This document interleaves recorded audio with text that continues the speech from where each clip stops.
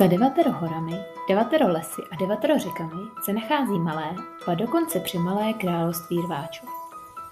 Žije zde královská rodina rodu Rváčovského a jejich věrní rádcové. Celý rod je bez pochyby plný udatných rytířů, kteří bojují s nástrahy zla, zejména s příšerou jménem autismus. Když je potřeba zahnat mury, nebo ještě lépe jim úplně předejít, vydává se královská rodina na výšťky po okolí. Jízda královským kočárem je jako pohlazení po duši. Leč, když jednoho dne královská rodina projížděla temným lesem, prásk, bum.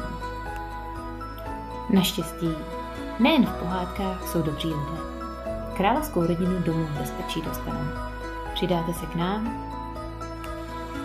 Věříme v dobro a dobré konce. Přispějte na vůz pro naše království.